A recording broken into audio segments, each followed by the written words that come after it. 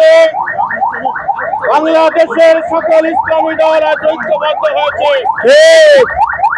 জুলাই সনদের স্বীকৃতি সহ 5 দফা দাবিতে সারা বাংলাদেশের ইসলামী দল উলামা, আলেম উলামা সহ সকলেই ঐক্যবদ্ধ হয়েছে এই জুলাই সনদের স্বীকৃতি সহ 5 দফা দাবি আদায়ের লক্ষ্যে।